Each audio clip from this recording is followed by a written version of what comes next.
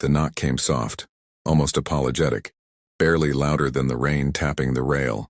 He almost ignored it, standing in the dark with his coat half on, phone glowing with missed calls and red numbers that could wait. Another knock followed, hesitant, uneven. When he opened the door, the porch light revealed a little girl standing barefoot on the wet wood, curls plastered to her cheeks, a cracked flashlight trembling in her hands. Her pink nightdress clung to her knees, soaked and cold. She looked too small for the night around her. "Can you fix our door?" she asked, voice thin but steady as if she'd practiced being brave. "Mommy's scared." The words landed heavier than any demand he'd heard all day. He felt the reflex rise, distance, caution, the habit of saying no. CEOs don't open doors at midnight. They don't invite problems in. Behind her, the house next door loomed dark, its front light flickering like it might give up. A sharp creak cut through the rain, wood straining under pressure, followed by a dull thud that made the girl flinch. Her grip tightened on the flashlight until the plastic squeaked. He noticed her bare feet, red from cold, the way she kept glancing over her shoulder as if something might step out of the shadows at any second. His phone buzzed again in his palm, urgent and meaningless. He silenced it without looking. Something in his chest shifted, old instincts, from a life before suits and boardrooms, before he learned how to look away. The night felt closer now, listening, waiting. He crouched to her level, meeting her wide eyes, and in them he saw fear wrapped in trust. Whatever was happening next door was real, and it was happening now. He stepped aside and opened the door wider. He crossed the grass with the little girl hurrying beside him, rain soaking through his polished shoes, cold biting up his legs. The neat line between his property and theirs vanished under his steps, along with the rules he usually lived by. The house next door looked smaller up close, more fragile, its windows dark, its porch light flickering like it was fighting to stay alive. The front door sagged inward, wood split near the lock, a thin line of rainwater creeping across the floor inside. As soon as they stepped onto the porch, a sharp rattle shook the doorframe. The girl gasped and hid behind his leg, fingers digging into his coat. He felt her shaking travel straight into him. Inside, a woman stood a few steps back, pale and frozen, both hands wrapped around a kitchen knife she held wrong, blade trembling with her. Her eyes met his, wide with fear and disbelief, like she couldn't decide if he was help or just another threat. Another scrape came from outside, metal against wood, slow and deliberate. His stomach tightened. This wasn't a misunderstanding or a drunk knocking the wrong door. Someone wanted in. He moved between the broken door and the woman without thinking, shoulders squaring, senses sharp. The hallway smelled of damp wood and panic. He caught his own reflection in the cracked glass, tie loosened, jaw set, a stranger to the man who'd been arguing contracts an hour ago. "Back room," he said quietly, voice low but firm, pointing down the hall. The woman hesitated, then nodded, pulling her daughter with her, fear finally giving way to trust. As they disappeared, another heavy shove hit the door, the frame groaning in protest. He planted his feet, pressed his shoulder against the splintered wood, and for the first time in years, felt truly exposed. No guards, no walls, no power except his body and his will to hold the line. The next shove slammed into the door hard enough to rattle the windows. The frame groaned, a wounded sound, and the split near the lock widened under his shoulder. He braced himself, shoes slipping on the wet tile, muscles burning as he pushed back. Outside, a voice hissed something low and angry, close enough that he could smell damp clothes and cheap smoke through the crack. His mind raced sharp and cold. No police yet, no time. He scanned the porch through, the narrow gap, and spotted the loose hinge on his own gate. Across the yard, half rusted, barely hanging on, an idea sparked, ugly, desperate, but possible. He shouted for the woman to stay back, then wrenched the door open just long enough to slip out, heart hammering as the night swallowed him. Rain soaked him instantly. He sprinted across the yard, ripped the hinge free with a violent tug that sent pain flaring up his arm, skin split, blood mixing with rain, but he didn't slow. Behind him, the intruder cursed, footsteps shifting, surprised. He was already back at the door, slamming it shut with his shoulder before the next shove could land. Hands shaking, he jammed the metal into place, using a borrowed screwdriver from the floor, driving screws in with raw force. Each turn felt too slow. Metal scraped again from outside, closer now. Then a final shout, angry, startled, and running feet pounding away into the street. A car engine roared to life, tires shrieking, and just like that, the pressure on the door vanished. leaving only Rain and his own ragged breathing. The lock held. Silence rushed in where the struggle had been, sudden and disorienting. The door stopped trembling under his hands, the wood settling into an uneasy stillness. He didn't move right away, shoulders still pressed to the frame, listening for any return of footsteps, any sound that meant it wasn't over. Rain slid down the door in thin lines, tapping like a slowed heartbeat. From the back of the house came a soft, broken sob. The woman appeared in the hallway, knife dangling uselessly from her fingers now, her strength finally gone. When she saw the door really holding, her knees buckled. She slid down the wall, breath hitching, tears spilling without shame. The sound of her crying filled the house, raw and human, releasing what fear had kept trapped. He stepped back, pulse still racing, hands stinging where skin had split. Blood ran along his knuckles, bright against the metal. The little girl peeked out from behind her mother's shoulder, eyes wide but searching.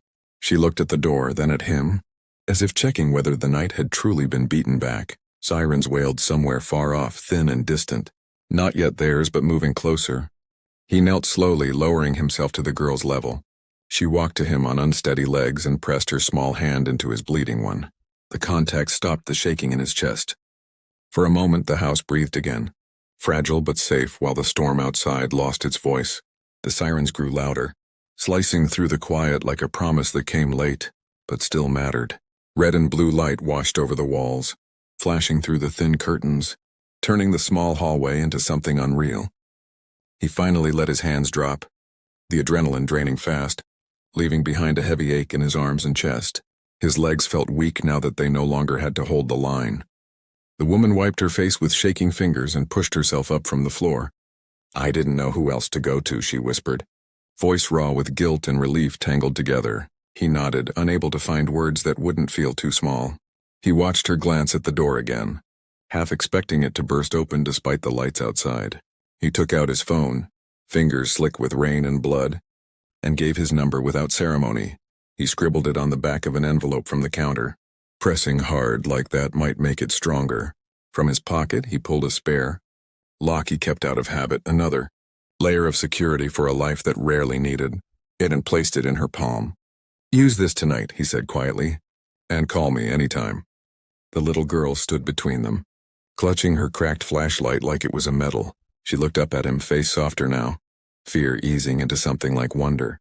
When the police knocked, the sound was firm but kind. The night wasn't gone, but it was held at bay, and for the first time since the knock on his own door, he believed they would make it through till morning. The officers moved through the house with quiet efficiency. Radios murmuring, boots careful on the damp floor. Questions came in low, steady voices. But the fear hadn't fully drained yet. It clung to the corners, to the broken wood, to the way the woman kept glancing at the door even as it stood reinforced. He leaned against the wall, answering when needed, watching the little girl sit cross-legged on the couch. Flashlight finally turned off, eyelids heavy but fighting sleep. One officer examined the damaged lock and whistled softly. "You're lucky," he said, not realizing how close it had come. The word lucky felt wrong. Luck didn't bleed or ache or sprint through rain. He flexed his fingers, wincing as dried blood cracked at his knuckles, the pain grounding him in the moment. The woman signed a statement with a shaking hand. When she looked up at him, gratitude filled her eyes, deep and overwhelming, and it made him uncomfortable in a way no applause ever had. He wasn't used to being seen like this, no titles, no distance, just a man who'd held a door shut. As the officers prepared to leave, one of them paused. "We'll keep a car on the street tonight," he said. The words loosened something tight in the room. The girl finally leaned against her mother, breath evening out, safety settling in slow and fragile. He stepped back toward the door, suddenly aware of how out of place he felt, soaked and bruised in a stranger's home. Yet when he turned to go, the girl's eyes fluttered open. She smiled at him, small and certain, and the tension he'd been carrying since midnight cracked, just enough to let something warm in. The officers moved through the house with quiet efficiency. Radios murmuring, boots careful on the damp floor. Questions came in low, steady voices. But the fear hadn't fully drained yet. It clung to the corners, to the broken wood, to the way the woman kept glancing at the door even as it stood reinforced. He leaned against the wall, answering when needed, watching the little girl sit cross-legged on the couch. Flashlight finally turned off, eyelids heavy but fighting sleep. One officer examined the damaged lock and whistled softly. "You're lucky," he said, not realizing how close it had come. The word lucky felt wrong. Luck didn't bleed or ache or sprint through rain. He flexed his fingers, wincing as dried blood cracked at his knuckles, the pain grounding him in the moment. The woman signed a statement with a shaking hand. When she looked up at him, gratitude filled her eyes deep and overwhelming, and it made him uncomfortable in a way no applause ever had. He wasn't used to being seen like this, no titles, no distance, just a man who'd held a door shut. As the officers prepared to leave, one of them paused. "We'll keep a car on the street tonight," he said. The words loosened something tight in the room. The girl finally leaned against her mother, breath evening out, safety settling in slow and fragile. He stepped back toward the door, suddenly aware of how out of place he felt, soaked and bruised in a stranger's home. Yet when he turned to go, the girl's eyes fluttered open.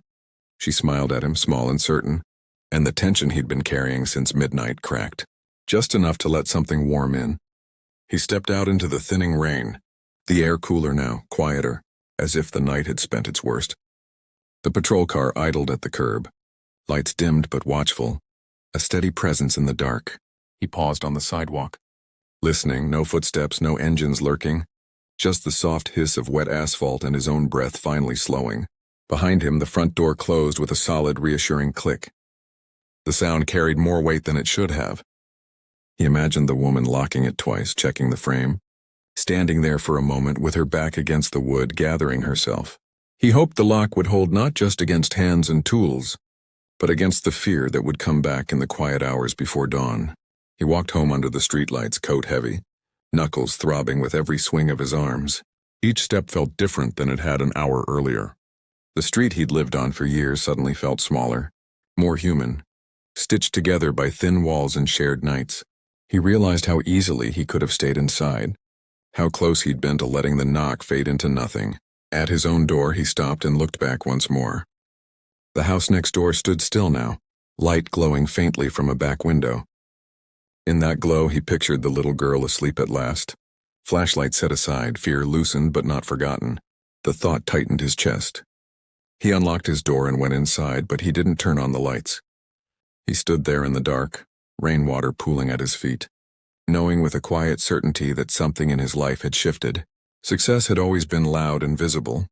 This would stay silent, and it would stay with him. Dawn crept in slowly, thinning the darkness without fully chasing it away. Pale light slipped through his windows, catching on the edges of furniture, on the damp coat he'd dropped by the door. He hadn't slept. Every sound outside still pulled at him.